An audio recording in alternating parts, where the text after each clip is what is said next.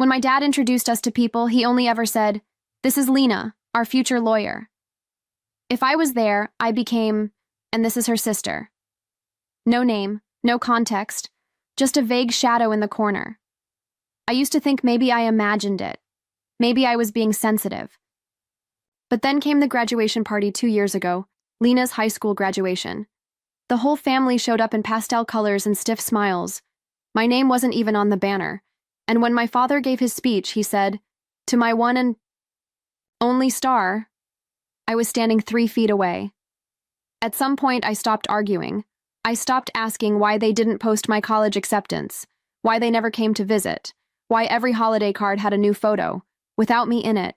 I remember staring at a Christmas photo they sent out. They were all wearing red, even the dog. And where I used to be? It was Lena, centered, holding the dog, flanked by our parents like they were the perfect nuclear family. They didn't crop me out. They retook the photo. No one said I was disowned. No one declared it, but I learned how people disappear without funerals, how you can be erased, politely. My name is Isla Morgan. And if you ask my father, I don't exist. The email came on a Tuesday. It wasn't from my family, of course not. It was from the alumni office at Easton University, the school Lena and I both ended up at, just in different lifetimes. Subject line, "You're invited. Class of 2025 commencement highlights." I almost deleted it.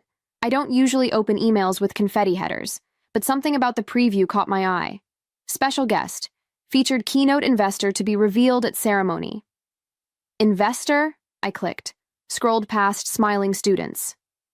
Past donation links and parking instructions, until I saw it, a blurred-out silhouette labeled CEO of one of the fastest-growing rural medtech startups in North America. Unconfirmed, but heavily rumored to be me. My heart didn't know whether to race or stop. No one knew I was behind the company. I built it quietly, behind a pseudonym, through angel funds and clinical partnerships. I didn't want recognition. I just wanted distance, until now. A few hours later, a second email landed in my inbox. This one wasn't meant for me. It was a chain of forwarded messages between my aunt and the rest of the family. Photos of Lena's cap and gown, a catering, menu, seating charts. Then one line from my father. "Make sure Isla doesn't hear about it. Last thing we need is a distraction on Lena's big day." Distraction. That word hit harder than any insult ever could. They didn't just forget me. They planned around my absence, and for the first time in years, I didn't feel sad. I felt something colder, sharper. I wasn't going to crash her graduation. No, I was going to own the room next door. I sat in the dark for a long time that night. No lights, no music, just the hum of my refrigerator and the soft glow of my laptop. Screen. Their words looped in my head like background noise. Make sure Isla doesn't hear about it. She'll ruin it. She always finds a way to make it about herself. And I believed them, not all at once. Not like a lightning strike. More like erosion, slowly, over years, until you're no longer sure where you end and their voices begin. Maybe they were right. Maybe I was the problem. I thought about that Christmas I didn't come home, the birthdays I let pass in silence, the unanswered texts from cousins who didn't know what to say. I thought about how I never told anyone about the company I built, how I filed every legal document under an alias just to avoid being linked back to them. Maybe that was selfish, or maybe it was self-defense. Even now, I wasn't sure. I stared at my reflection in the black laptop screen. Tired eyes, half-tied. Bun, hoodie with my startup logo no one recognized. The girl they called a dropout. The girl who walked away.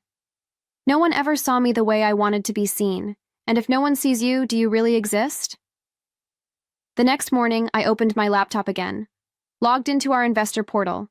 There it was, confirmation, Easton University, commencement.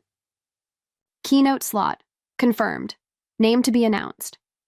I hovered over the box labeled display name, typed 3 words, then clicked save, Isla Morgan, CEO. It started with a noise. A rustle from the back of my kitchen drawer. I wasn't looking for anything in particular, just a takeout menu or maybe batteries. But my hand brushed against paper. I pulled it out. A crumpled lunch receipt from 5 years ago, faded and bent at the corners.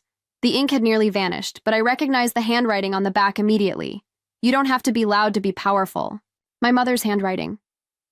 She used to leave little notes like that, on mirrors, inside books, folded into my coat pockets during winter exams. She died when I was 19. She never got to see what I built. She never saw me rise. But that sentence? It was like she timed it for now. The same day, I got a message from Owen, my CTO. Investor Summit is locked. Same campus, same weekend. We're going. You in? I stared at the message for a long time. That's when I remembered something else. Lena's graduation would be across the quad from the summit. Same university, same date, same hour. It felt poetic. Like someone had drawn a perfect circle, and I'd been invited to step inside. I opened 2 tabs, one for the summit itinerary, the other for Easton University's graduation ticket portal. Under guest name, I typed in a pseudonym. Reserved 1 front row seat. I didn't plan to speak. I didn't plan to cause a scene. I just wanted to watch. Not her. Them. The people who erased me. I wasn't going to reclaim my place at the I table. I was going to own the building next door. The university confirmation email landed at 2:07 a.m. sharp. My seat at the Investor Summit, confirmed. My front row ticket at the graduation, confirmed. 2 separate worlds, 1 campus, 1 weekend, and I had a foot in both. I didn't use my real name on the graduation ticket, just a monogram variation. I didn't want attention, not yet. I wanted proximity. I wanted to see my father's face when he realized the ghost he buried could still walk into a room unannounced. The morning of the trip, I packed light, a blazer, 1 black dress, and a pair of low heels I hadn't worn in years. The same pair I wore when I pitched my startup to a panel of investors who didn't even ask if I had a college degree. Spoiler, I didn't. But I had numbers, and a plan, and a reason. On the train ride to Easton, I passed the old science building, where I used to sleep between classes, where Lena once told her friends I was just a dropout who followed her around. Now, my name was quietly circulating in the summit program. When I arrived, the usher at the graduation gate scanned my ticket and smiled. This seat was requested early, reserved front row. Looks like someone really wanted you here. I smiled back. I guess they did. I sat down. 3rd seat from the aisle. The sun hit the back of my neck as the students filed in. No one noticed me. Not yet. But I noticed everyone.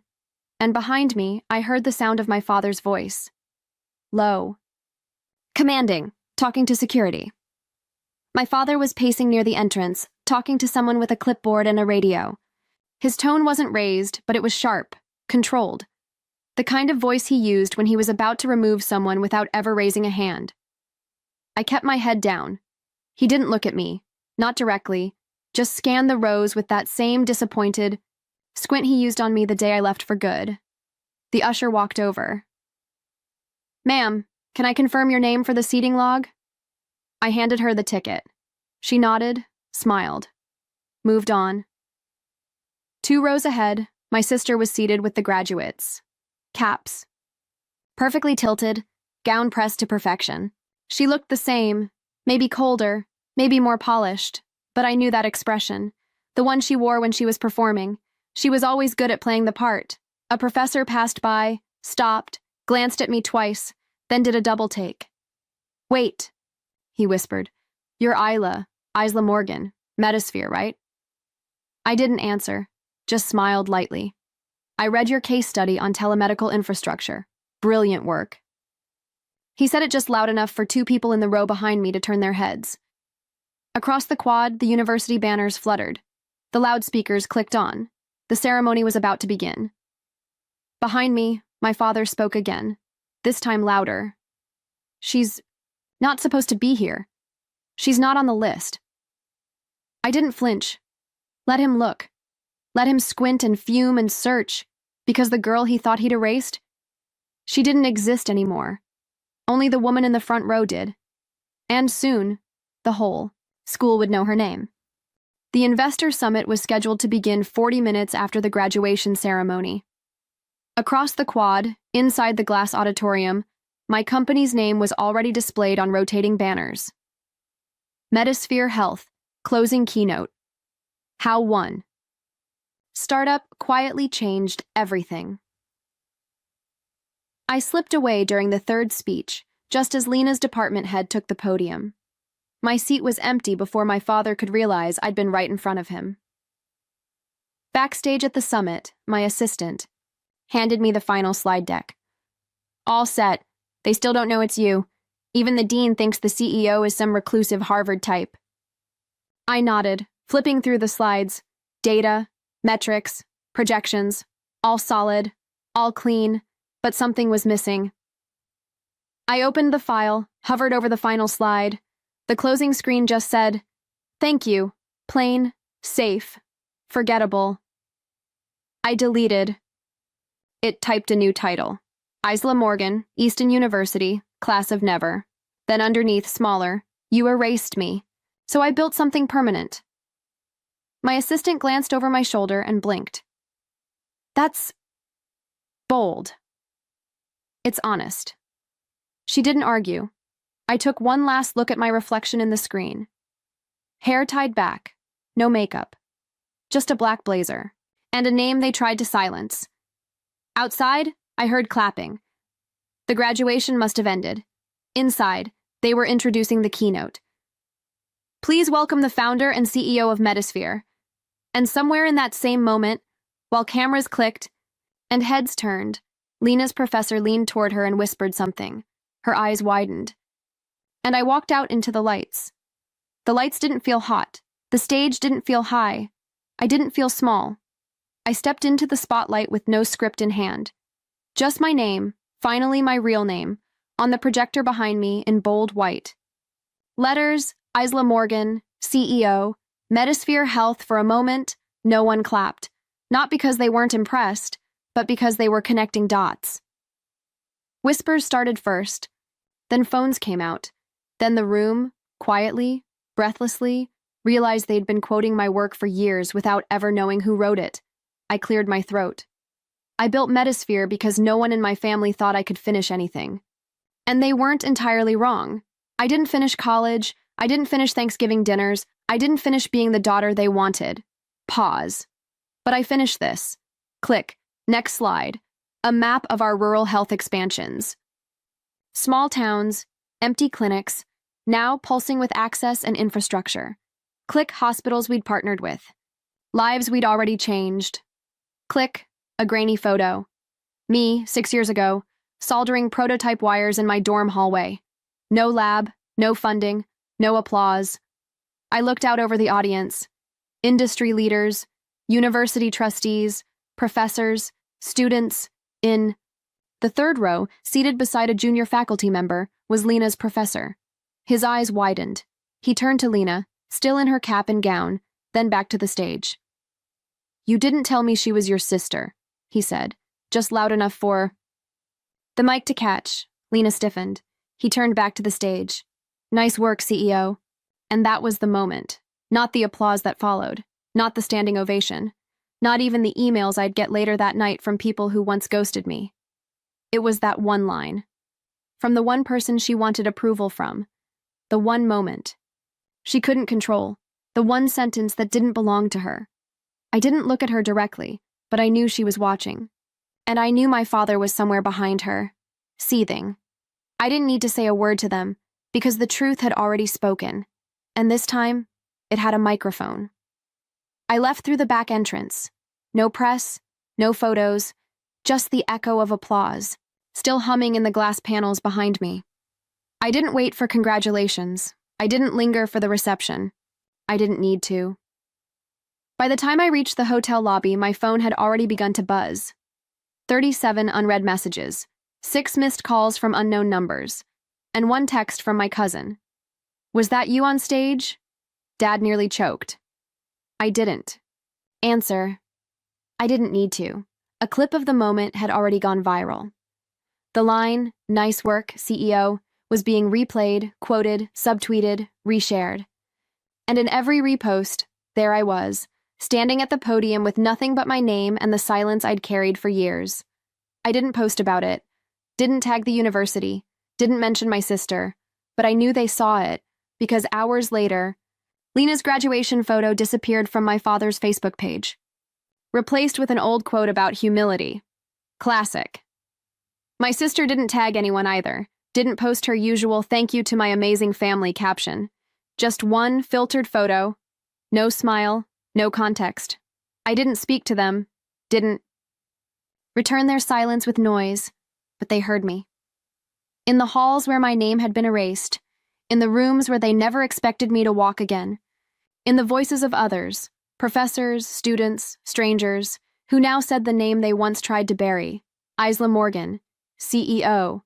Not their shame, not their burden, not their failure, just the woman who walked in, stood tall, and didn't look back. The Monday after the summit, my inbox was full again. Not from venture capitalists. Not from press, from family. Not directly, of course. That would require acknowledgement, accountability. No, these came wrapped in polite curiosity. A message from my second cousin. "Hi, Isla. Long time. Just saw the keynote clip. Wow. Any chance you're hiring interns this summer?" An email from my father's college friend. "Greg mentioned you started something in healthcare. Would love to connect. Our son just graduated and is looking for opportunities." And then the boldest of them all, a message from Lena's boyfriend. We'd met once. He barely said hello. Now, didn't realize Metasphere was yours. Truly impressive. Let me know if you're ever building a legal team. No mention of Lena. No apology. Just doors opening. The same ones they tried to shut. In my face a decade ago, I didn't respond to most of them. But I did forward one message to my assistant. Put this one on the not in this lifetime list. She replied with a thumbs up and a smiling skull emoji. The irony wasn't lost on me. They called me a dropout, said I'd be lucky to keep a desk job, warned me not to embarrass the family name, and now, they wanted desk jobs from me. They didn't see the moment I became their cautionary tale. But they would remember the day I became their missed opportunity. And the best part? I never raised my voice. I just raised the bar. They pretended I was nobody. Not with slurs or slams or screams, but with silence, with empty chairs, with group. Photos that somehow always cut off right where I had been standing. They didn't erase me violently.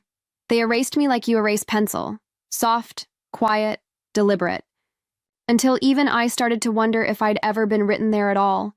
And when I finally walked away, no fight, no final words, they treated it like relief. Like the family had been set right again. For years, I let them keep that version. Let them believe I'd faded.